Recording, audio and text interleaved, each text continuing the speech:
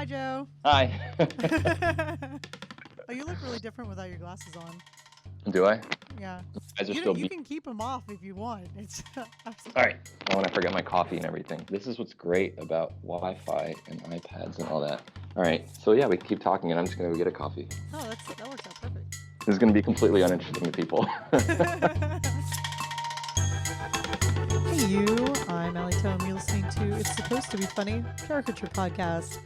And that sultry male voice you just heard was none other than the incredible, probably did this entire interview on the back of a unicorn, warrior of the arts, Joe Bluhm. What an intro. He sat down with me. He talked about his comic anthology he's working on called Satellites that he's doing with a couple of other artists. Sounds incredible. And of course, we'll go into detail about that. And we also talked about where we came from, because of course, the influences we've had, because of course, and also went into a little bit about surrounding ourselves with the community of artists and the benefits of that, which I'm a huge proponent of. I learned a long time ago to always see myself as needing improvement all the time and having other people tell me that I need to improve. And I think that's really valuable. So we talk about that a little bit. So let me just go ahead and wave my giant magical wand here, and we'll get right into it, beginning with our discussion about his comic anthology called Satellites. Artificially created based on the reality. The reality is pretty simple, what you've expressed, the idea that you remain like a passive passenger. So, I guess, tell me about your Kickstarter. I was looking at the pictures, and I'm just so excited to see these stories, because just the artwork, just those one pages you put up on the Kickstarter are phenomenal. Awesome. Thank you.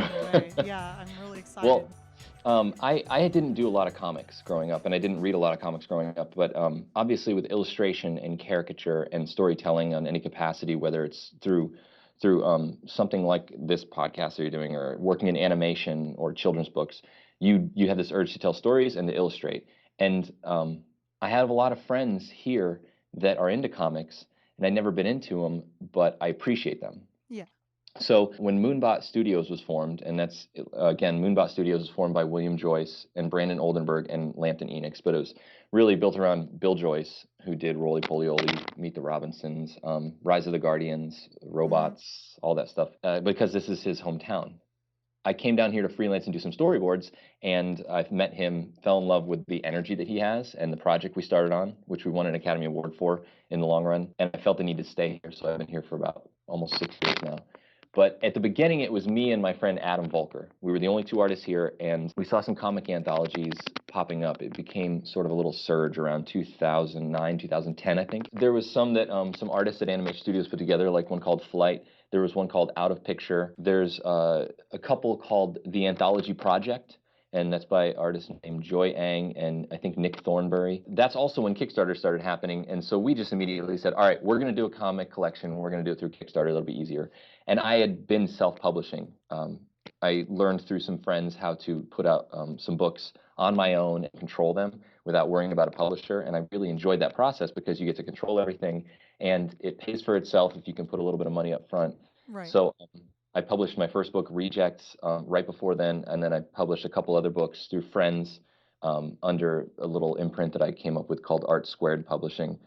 And then I finished my last book, Sketch Infectus, which was a collection of sketchbook stuff that I had just kept over, I don't know, 10 years or so. And I was about to throw away when I was leaving New York, and my friend urged me not to. Yeah. So I just got off self-publishing, and we were talking about doing comics, and I just done a comic for my friend Jeremy Townsend for the Exaggerated Features, and it was one of the last issues that I was involved in. I really got that itch again to do comics, and we talked about it. We hired some people a couple years later, and this story is really long. I'm sorry, it's meant to be short. No, you're fine. You're fine. You're fine. Don't worry about it.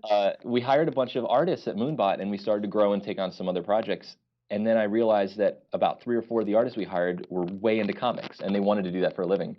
So we brought up the idea again. Everyone was really pumped, and we started working on them. In the end, we had about 9 people that were finished and ready, and it was a chance for all of us with different disciplines and backgrounds to illustrate a story and just do it however we want. It's a nice release from totally. day job. Because, there's nothing to complain about. We make art for a living, but you still have the stresses of the day, and you still have the client to deal with, and you still have the politics of working with other people. And there's something nice to go home and say, you just wash all that away Yeah. and focus on what you want to do, how you want to do it. It's always, I think, healthy to have one thing set aside like that. But Yeah, that's 'cause what's really fun too, is that no one was given a theme. mhm. A lot of times in anthologies, people want to do themes, and I get that, and that's cool. But with this one, it was really, our theme was really like, do whatever the hell you want in Mhm. your style, and just has to mean something to you, has to be important to you, just whatever. Yeah. And we didn't even really say that; they just kind of ended up being that. So people wanted to do what they were. I think they felt like they were shackled with whatever they were working on, and this was breaking free to do this story. So some of them are very serious. Like Vanessa's is very dark and a little sexual. Jeremy's is hilarious and it's sort of a a society comment. Mine is a sort of a desire to break free and do your own thing through children's story, but it's fantastic, like a little bit of a Miyazaki animated feel. Yeah. So everyone kind of just gravitated towards the type of storytelling that they want or how they feel and their personality is. Yeah. The artwork's different and then the stories are different, so it's gonna be really cool. But Yeah. We just set up satellitescomic.com. So instead of trying to search for the Kickstarter, you can just go there and it'll take you right to the page. okay, cool. Yeah, and then I'll make a note of that on my website too, just to put that Cool. link, all the other links that you mentioned. I'll go back and add all those. As of the airing of this podcast, the Kickstarter is halfway done. And even though it's already been funded, they could always use your support and your contributions to make the book even better than what they planned on making. So hop on over before February 17th to back the project. And if you're listening to this podcast after February 17th, you can always check out their project at satellitescomic.com. Now let's hop back into the conversation where Joe Bluhm's talking about working at Moonbot Studios. So when you see things like that, it reminds me of how nice this place is at Moonbot Studios, where they don't want to hire in waves. They don't want to hire contracted just for projects. They want a core team that's here and can rely upon it and build a family in this town and know that they have a job if they want one. Most of the team that I know here that's been here, there's not people coming in and out unless they choose to. I've been here almost 6 years. My friend Adam's been here almost 6 years. Some other people like Bevan, who's in the Kickstarter, in our Satellites comic, he's been here 5 years, I think. And it's great because you build a team and you build a rapport and then you know each other, know how to make a film stronger because you don't have to learn dynamics of people so much. Right. You start to know each other and that's really good. Yeah, it's nice to have that when you're talking, kind of that unspoken. Oh, I know what you mean. Mm-hmm. You don't have to explain yourself all the time. Since everybody knows you, Yeah. it's really easy to be like, you start a sentence, they're like, no, I got you. Yeah. Oh, Or I you didn't can even have make to a say weird. anything. I said the. It's amazing how I've clicked with Bill that way really fast, where he'll say, "Oh, can you do the blue, blue, the little thing with the," and I know exactly what he's talking about, and I'll paint it. But you also don't have to navigate politics of getting to know people as much when you know a Right, team yeah. really well, so you don't hold back when you're giving feedback or when someone says, "Ooh, here's an idea," and it's not quite right, and you know you should say it's not quite right. If it's someone new, you might want to try to be soft and nice, but if you know them really well and you hang out and have a beer every Friday with them for years, then you can say, that's not so hot. Yeah. And they won't take it personally. We'll move forward. Right. That's crucial because it's easy to get insecure and defensive when it's a creative, collaborative group. And I think that happens a lot in this industry, and that's probably hurting the films that come out. Yeah. I mean, you can apply that to any. I think there's a big problem with artists not being able to take that kind of criticism. Yeah. Just not surrounding themselves with other artists and being able to handle that kind of work. So Mhm. finding artists that are able to collaborate like that Mhm. is, I don't want to say rare, but I think that there's so many artists out there that it's, when you find them, people who can take criticism, be like, okay, I know what you mean. It's not personal, obviously. So Yeah. like, I'll make it better because of what you said, because obviously, I'm not right all the time. And that's also not how you're going to make something excellent, is Yeah, by exactly. saying, "Oh, good." I mean, did you see the movie Whiplash that just came out? No, because I thought It's maybe it's when you not. said Maybe it's just Whiplash, I about thought out. of the roller derby movie. Yeah, I know. with That's there's so yeah, I'm gonna there's go with no. there's a new one. It's about drumming and passion and stuff. And I think it's an Oscar contender. But I just watched it the other day. It's incredible. This one line that it's a little extreme, but it's true. It says nothing good has come of the two words "good job." And that when you're trying to Yeah. create something, when you're trying to do something good, getting a pat on the back will not push you to work harder. And that's why I left school. That's why I dropped out of CIA. It was a good school and it was a good program, but I would critique and people thought I was kind of being a jerk. And I Yeah. would say, no, I'm pushing you. I'm trying to give you feedback. And I want you to do the same to me. And they wouldn't. It would be just bitter if it was, but they wouldn't give me real feedback. And the teachers would pat me on the back and say, you're doing a good job. Maybe try oils next time. That's good. And I would say, no, I want to be better. Tell me how to be better. Tell me how I suck. And I Yeah. wasn't getting that. And then as soon as I'm around a bunch of punk rock kid caricature artists, I was getting that. I was getting it in droves. And I thought, like, I don't want to go to school. I want to be around this group of people who's showing me new artists, encouraging what I like, and telling me I suck. It's great Yeah. because I'll get better if I think I suck, and if they show Yeah. me how I suck. Yeah, I worked with Aaron Philby and Ken Nafu and Nate Kapnicki and Dan Hay and Dino Casserline, Nate Graham, Dion Sosha, all my first year or second year in That's SeaWorld. nuts. Yeah, Aaron Philby and Nate Kapnicki's first year were with me like second or third year at SeaWorld. Yeah. It was funny. They were terrible when they started. I mean, we all were, but they were horrible. But they had so much passion and they were so punk rock about it. Yeah. They liked getting in trouble for trying things, and so I was just. They were so fun. I felt really lucky that I could see them grow.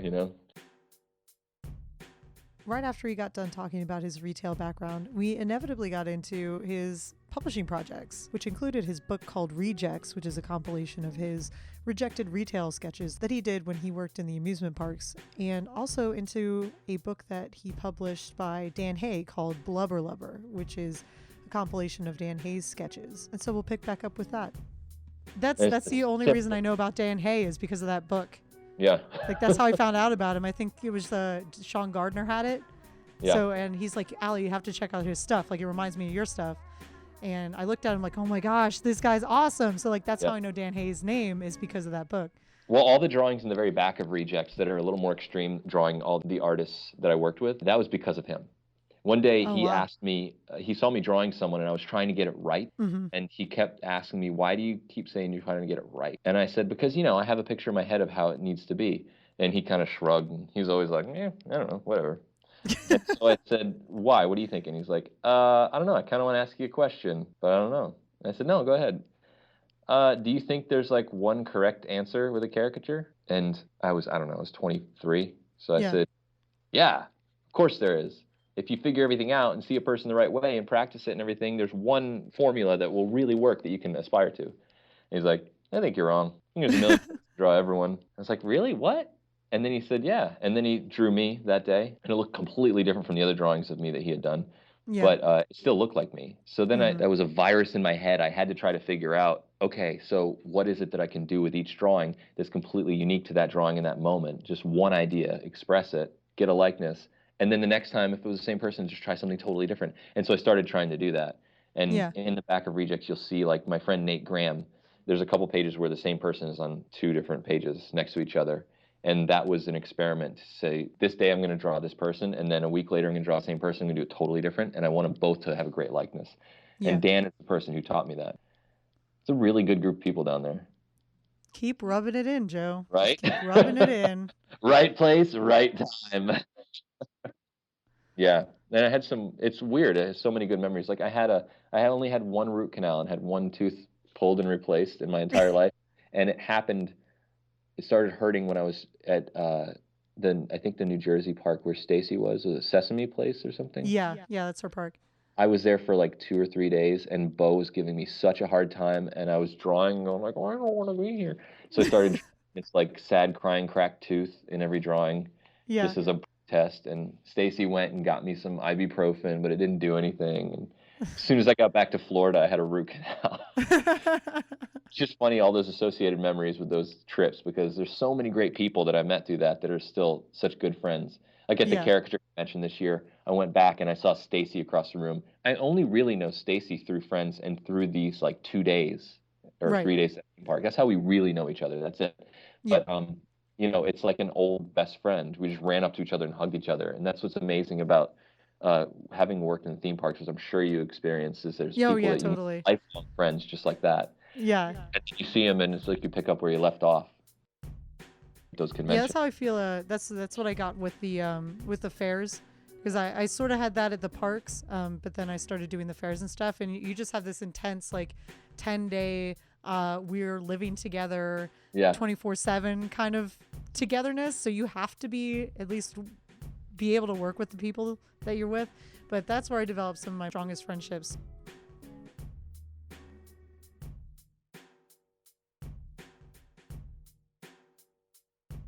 That's funny. I even hit a point where speaking of Commons, It I would always comes back to Commons with know, former well, Commons employees. it's Always. a beautiful, beautiful family that we all had. Yeah. Jeff Russell showed me one time when I was drawing someone who dropped a photo off at the stand. He said, "Here's something I do sometimes," and he grabbed like a purple color stick or a red color stick, and he just drew like 3 big shapes, and then he tore it off and slid it underneath, and you can kind of see it through. And he's like, Yeah. "You got a guide. Don't forget that that's what your idea is." And I thought like, whoa, that's cool. So I started doing this thing. People started calling it under-sketching or pre-sketching or pre-drawing, or whatever they want to call it. But I got a lot Yeah. of crap for that because I was doing it when I was training artists.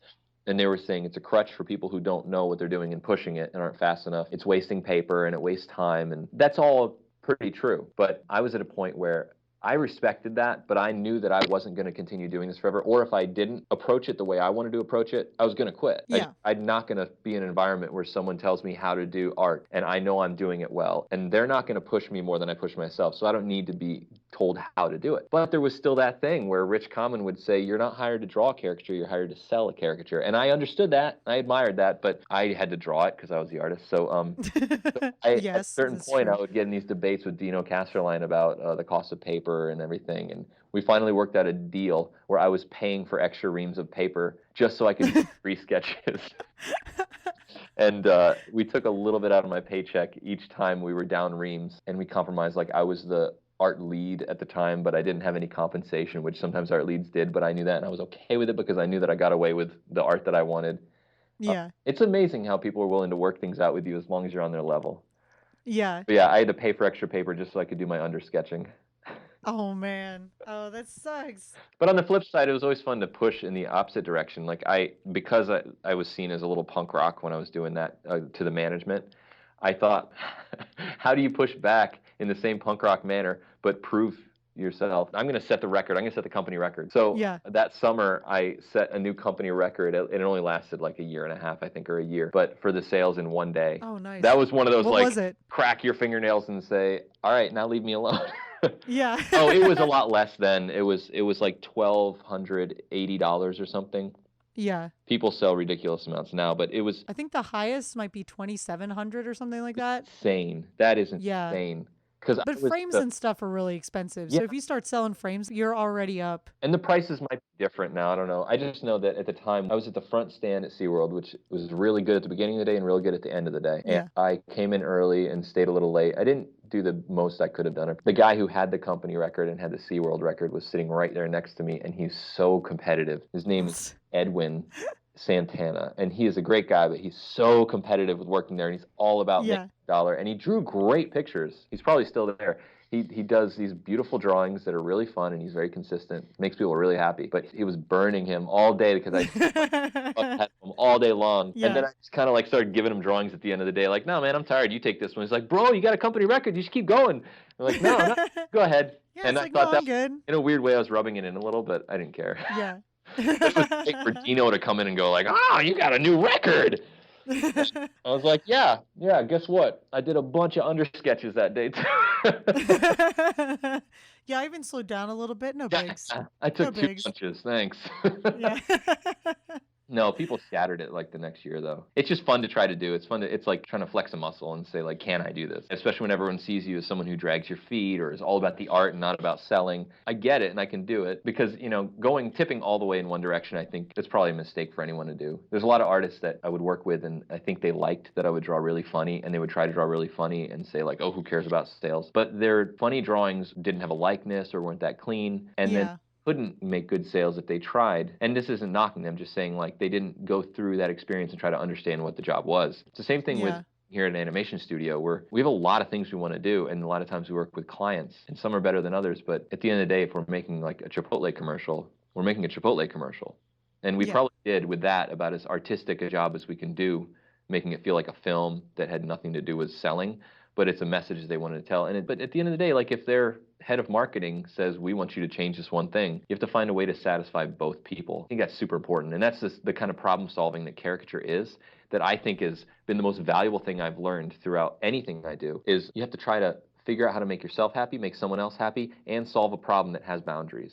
I mean, any criticism is valuable, and that's, yeah, like you said, it's the most important thing to take away from that is just being able to work with other people and being able to make those snap decisions to create something that will maybe please everybody or at least get close in the end and still satisfy what you want. Yeah. Because even like the undersketching and stuff, like you still had to satisfy your sales requirements, but you still had to satisfy what you wanted out of it. That's something that I talk to with the artists here. The goal should always be to find what you want to do and what you see working and find a way for that to overlap with what you're being asked to do. And that can be really hard, but it should be the most interesting thing about it, is to problem solve that and make yourself happy. And you're so satisfied when you can make someone over there happy and yourself happy with doing one thing that you thought was very difficult. I don't know. I guess on the flip side, I get frustrated when I see a lot of artists who are getting into animation now. They kind of do one thing their way, and it's a little kitsch. Like, I draw characters that look like this with this color overlay layer in Photoshop, and it makes it look interesting. And then they'll tag it. This is a pet peeve of mine lately. People tag a doodle with character design on Twitter and Facebook and stuff. And a doodle isn't character design. You can say that it's character design. That's great. What are you designing? It looks like you doodled. It ends up being like a farce for an actual problem-solving process. And that's the one thing that's, I think, most important, is you can have someone who does really appealing characters and really appealing doodles, but as soon as you sit them down and say, okay, what does that look like from behind? And when it moves, what is distinct about its hands? How does that fit into the story? And that's where the problem solving, and that's where the real work of character design comes in. Just an appealing drawing. I find so many people going and trying to get through with that only. That's my one rant for today. How about that? No, that's good. I've done that once or twice. I will never do it again now. Sorry. No, that's fine. No, totally. Like, that's one of those things, like you call other artists out, and like I'm totally cool with that because that totally makes sense to me. Yeah. And even like when I did it, I'm like, nah. Sorry, I'm kind of being. I did it anyway, just so people would see it, you know. Yeah. But no, it totally makes sense. When I see it, is what are you trying to gain from that? That's what that's my curmudgeonly old man on a porch way of approaching it. Is like, what are you doing when you tag something character design and it's a drawing of someone at a coffee shop? Are you saying that you're a character designer? Are you trying to get a job as a character designer? Is this your character design? Or do you just want people to look at it? Yeah. Or looking at character design who don't know any better? Yeah. So yeah, I go for that third one because I know better, but I also want more people to see my stuff. Yes, it's like I'll just tag it with whatever. Well, so I'll be honest with that. That one's on me. That's one thing running into, though. But I think that's the culture that we're all kind of creating online. Is there's people want to retweet, people want to like, people want to share, but they don't want to actually be involved or read the content. People retweet, but they don't even read. They don't even read stuff. So that, I think, breeds things like hashtagging with certain categories so that they get lumped into a share, so that you get almost like credit or recognition for a category in the world. But where's the substance? That's I don't know. I can go on rants about that kind of stuff forever. No, it's Jordan goes through the same thing. He's run a couple of Kickstarters, so he's pretty seasoned at this. The whole Kickstarter thing, he runs into the same problem where he's like, I've had like 15 people like it, nobody shared it, it's not going to go anywhere. Although now with Facebook, if you do like it, sometimes it'll pop up in your friends' feeds. Yeah. So I guess. And then that makes me reevaluate everything about how I treat social media. Like if I'm on Twitter going, ha ha ha, star, ha ha ha, star, I shouldn't. I should really bring some substance to it, or just let it go. Yeah. But I think I try. Yeah, I feel like in Twitter it doesn't matter as much. I don't know. Twitter is very much a like, not even it's just information. Yeah. You know what I mean? It's so I feel like it doesn't matter as much on Twitter. Like if it makes you laugh, star it because it's a sentence. Yeah. Yeah. Yeah. Who cares? And then on Instagram, like if it looks cool, if it's like something that I like, you know, I'll like it. But I will pass over things. But yeah, Facebook's weird. Yeah. Yeah. No, I get what you're saying though. We have those rants too sometimes. I think. Yeah. What does a like actually mean? Or even like with and this gets more into like charity work. Like when you like something of a charity's, what does that do? I guess it does bring awareness, and you kind of saw that with the whole bucket challenge. Yeah. Whatever. Like that kind of spread really quickly, and that used social media. And yes, people liked it, but the more people that liked it, the more people saw it. So then you have a bigger chance of reaching your bigger audience. What's really cool about that, though, and I'm just playing devil's advocate. No, go ahead. Go ahead. It made people do something. It made them actually do something. So I don't Yeah. think anyone liked a sentence. They liked a video, or they made their own video and they actually Right. participated. So it brought an actual participation. And it's not just. I don't think that had momentum because people clicked a button. I think it was Right. because people were doing something physically. Yeah. Well, they had to. It was one of those. Yeah, wasn't yeah. it one of those like, if you don't answer this letter within 15 minutes, Yeah. your dog's gonna die. Like they used to handwrite when you were in elementary school. That's funny. I don't want bad luck for 10 years. I remember those, and now I see them on Facebook. I'm like, oh, I'm not even gonna touch this because I just don't want to deal with it. I know. I can't be angry though because like no one owes me anything when it's a Kickstarter. I'm literally asking for money to make a book. It's one of those things like I don't want people to think that, oh, that's great, it's going to happen. And I think that happens a lot with Kickstarters. When I started thinking about it that way, I started searching out more comic Kickstarters and realizing like if this looks cool, I'm actually going to give them 10 or 20 or $40 because it's so much work to do that. Yeah.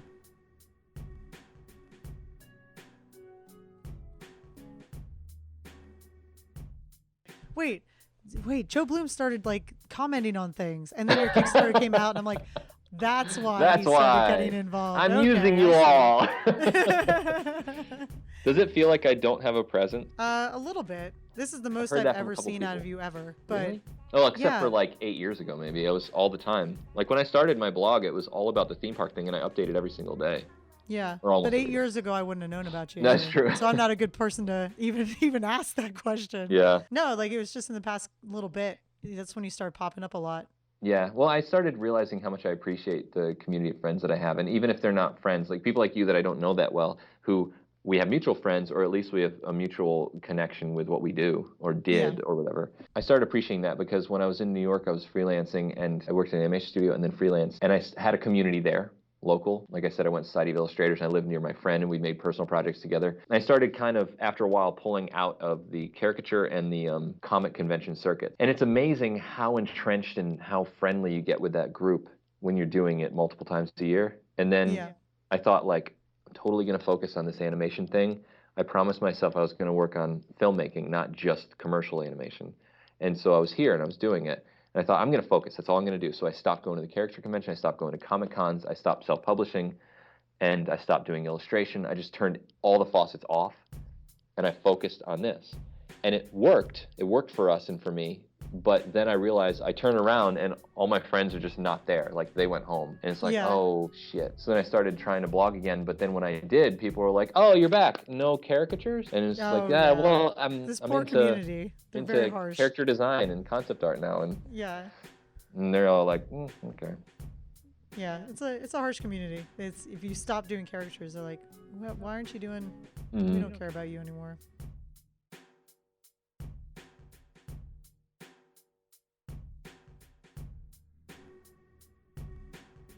Do you read a lot?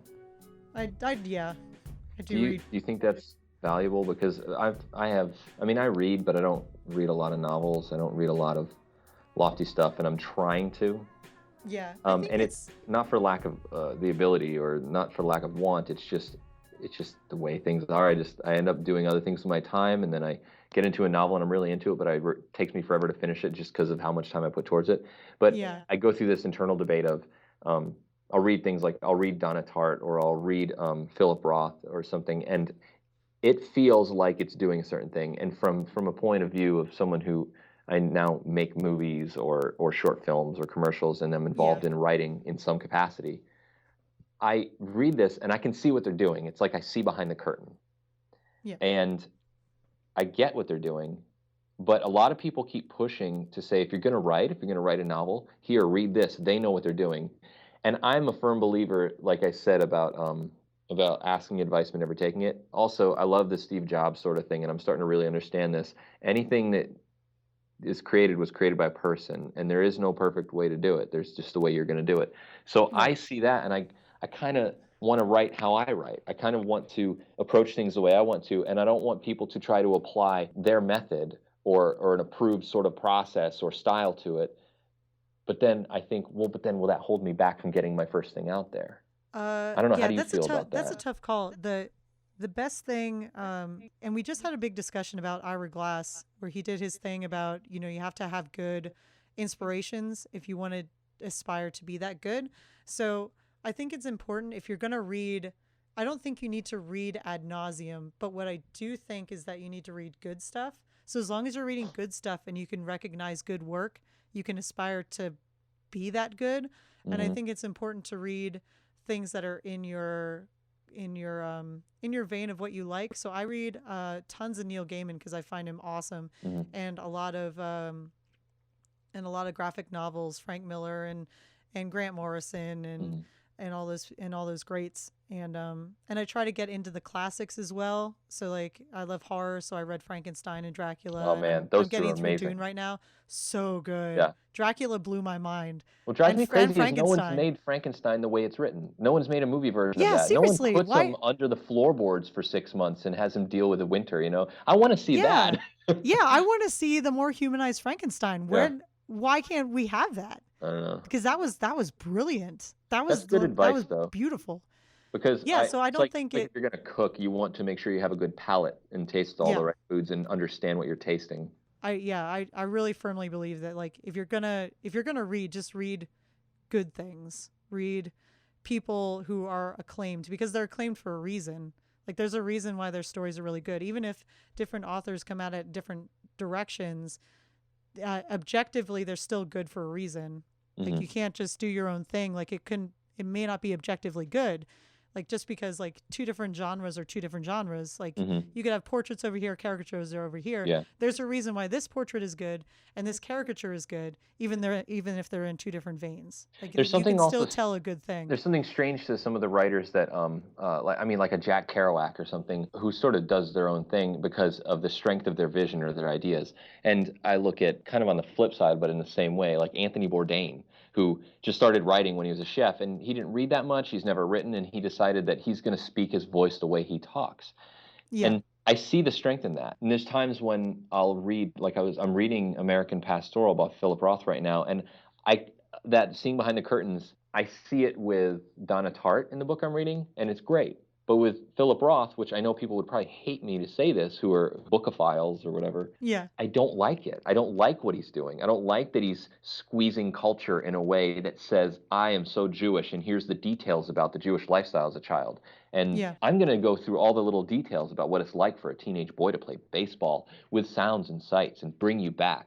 And it feels very artificial to me. And I feel happy in the fact that I can see that he's doing that. But I have very strong opinions about that. So I know I want to go in a different direction. So I'm trying to find what I can get out of his writing because it's so lauded. Hmm. I'm sure there's something good in there, and maybe I just need to get through like two of his books or something. Maybe. But I'm going through that struggle where like I don't want to read too much. I don't want to think I have to do too much because I believe in my voice right now. Yeah. Yeah. Yeah. But I want to be able to craft better because I don't Right. write a lot. Right. Maybe that's the goal, is like the crafting of it. I bought this little book by, I forget his name. It's called The Elements of Style, and it's like this little tiny paperback book that some professor wrote in the 70s that has been just the Bible for writers. And it's just all grammar and form. Hmm. Maybe I just need more of that. I don't know. Maybe. It's Maybe I should start writing possible. and sharing it with other writers. I think that's important too. It's the same thing with art. You just got to get it out there. You Hmm. just got to do it, and you just got to get it out there, Yeah. and just keep doing it, even if it's not that good. And then you have to recognize why it's not good, and you have to fix it for later. Yeah. Talk it out. Yeah. Yeah, I agree with you. Like you have to have your voice. Like it has to sound like you. It's the same thing with your art. That whole Disney tree thing went around Facebook So, for a few days. It's where I think it was back when Walt Disney was putting out his like how-tos or his oh, and like they all painted a tree. the all painted the tree. Yeah, I was like, oh, that's awesome. But it's like it's kind of like that. Like they all had their own voice, and it was very strong in their style and what they wanted to express, and they didn't copy off of each other. But it was definitely them. I feel like that's the point. Yeah. If you have a strong voice, like you just got to do it, and you just got to tweak it so that it's also objectively good and it makes sense for your voice. That's good. I should probably find some writing group or some community to be a part of, because the people that I work with are the only sort of feedback and support I get, and a lot of them have very strong taste. So they end up giving me taste feedback, not craft feedback. Yeah. And that's tricky. That can be hard.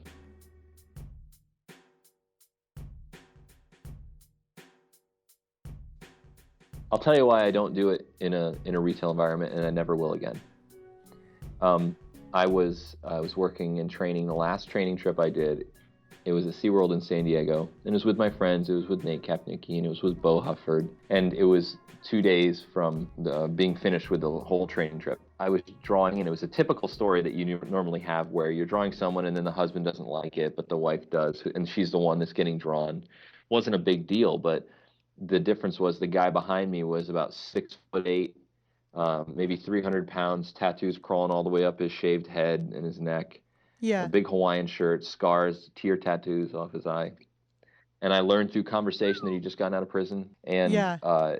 he was telling me he didn't like it. He was really mad. And the wife liked it, but they just baited it. And I said, you don't have to draw. And I was really all about customer service and setting a good example for the guys at Commons, because I didn't work for Commons Yeah. anymore. I was done, but I was doing this training trip as like a little gig. And so I was really respectful about Right. how to handle customers, and really, really good at it at this point. So I set it on the counter, and I said, you don't have to buy it. I'm going to set it right here if you change your mind. I didn't mean to offend anyone. That's what we do. We draw funny, and, blah, blah, blah. And they're mulling around, and he doesn't know how to handle it, because he obviously saw that I was being nice, and he didn't expect that. So he's looking at the mat while I'm drawing this teenage girl, and I'm just getting started. And he takes it and starts trying to hide as he's walking away, stealing this drawing in a mat.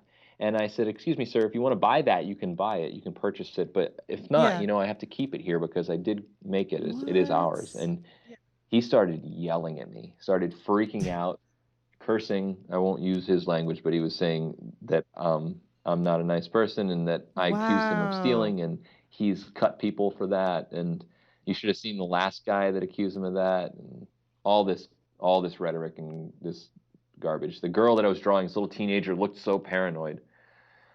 So I told him that I'm not accusing him of anything. I'm just saying you are physically taking an object that this company owns, and I have to pay for it if you take it without paying for it. And that's all I'm saying, is that if you want it, you can buy it.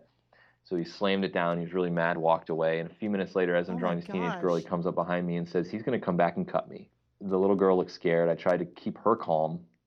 Yeah. And my hand was shaking as I was drawing, which has happened a few times in the 5 or 6 years I've done it for other reasons, other stories. But he walked away. I get done. Yeah. I'm kind of sweating, but trying to laugh it off like it's not a big deal. I tell Bo, I'm a little nervous. And then I see the guy about an hour later, half hour later, walking by the stand about 20 feet away with his hands in his pockets. And he's trying to keep an eye on me, walking by, looking at me. And when we look at him, he kind of walks away. And he kept doing that back and forth, a little closer each time. So I went to the break room, and I kind of had a panic attack. The only time in my life I've ever had that. And Nate Kapnicki was a great friend. He talked me down. He calmed me down. But I mean it. Nate Kapnicki sat there in the lunchroom going, "Oh man, that's cool. It's okay, man. You don't gotta worry about it. We should talk to Bo. You could probably take the day off. Look, man, I love you." And he was just talking. And of all people, him working at SeaWorld, and when they just started calling themselves the Beast Heads. And I worked with him when he was a kid in SeaWorld, Florida, and this was like 6 years later. And to have him calming me down that's was so really nice. Oh, Nate It Cap, was he's really such cool. a good guy. And then I told Bo, I'm not doing this anymore. I'm never doing this anymore. And he said, I'll tell you what, we'll get security to go back to the stand. Why don't you come back to the stand and let someone take their break? I'll come with you. He came back. Bo Hufford, amazing guy, just jumping around, clapping, having fun, keeping the energy. We had security near the stand, keeping an eye out. The guy did keep walking by. Then he said, for the rest of the day, let's just go to each stand, to each artist, and just draw them. I promised them you would draw them. And just give them some tips, whatever you're feeling about caricature. And then we'll take tomorrow off. You and I'll go to the beach. Wow. And we did that. And I haven't worked in a theme park since then. And I won't again. Yeah, it scared me. He's a big dude. And he could have hurt me. Oh my God. And I'm a very peaceful person. I'm the dude from Lebowski. Yeah.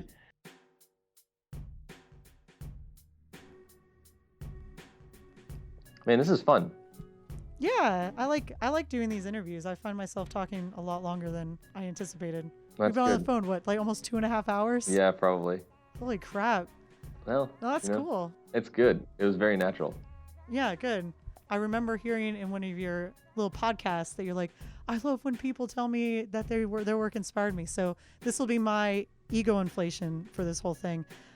Your work was one of the first works that inspired me to actually be good. You know, we talked about Really? taste. Like, I'm like, yeah, this is good stuff. I want to do this. Oh, that's cool. So it's what really pushed me in kind of an art desert to be good was looking at your stuff. I think Dave Cook had your book and everything too. He's like, Yeah. look at this. You have to look at this. Oh, that's cool. So I did. So there That's you awesome. go. Thanks. There you go. A little back rub. Just rub your back. There you go. Thanks again to Joe Bluhm for sitting down and chit-chatting with me for what felt like a very short conversation, but what ended up being an extremely long conversation for which you only heard a bit of it. There were a lot of things that we discussed that I didn't include in this podcast, but I think maybe I'll work out some way for you guys to get extra content that isn't included in these episodes. So keep your eyes open for that. And you can follow that kind of progress on the Facebook fan page at It's Supposed to Be Funny, and also on the website, it's supposed to be funny.com. So thanks, Joe. You're the best. Wink. Also, thanks again to Twin Day for the music. He rocks my world with these beats. They're just so beautiful. And keep in mind that It's Supposed to Be Funny comes out every 2 weeks. But in the weeks that it doesn't come out, you can always enjoy the ISCast, which is the International Society of Caricature Artists podcast, hosted by the president, Nolan Harris.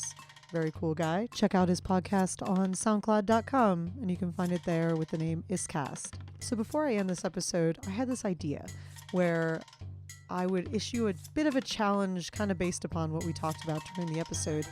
And this episode, we talked a little bit about critique and getting other people's opinions and making sure that we can do the best artwork that we can without worrying about our egos. And so I think that a good challenge for this week is that if you're working on something, anything, show it to a friend, a group of friends, people you respect their opinions on, and ask them, what do you think? And don't accept oh, that's good as an answer. Tell them, okay, well, if it is good, why is it good? And if it's just good, how can I improve it? Because the only way that we can get better is knowing what we're doing wrong. Or by not even necessarily being wrong, but just that we look at our work all the time, and a pair of fresh eyes is always a good idea. So I guess that's it. That's the challenge. If any of you have good stories or you want to share anything with me, you can email me at Ali, A-L-I, at it'ssupposedtobefunny.com. And if you send me any good stories, maybe I'll include them in an episode, because I think that would be neat. So I guess that's it. Thanks again for being awesome. Thanks again for supporting me and for listening. And we'll see you next time. Bye.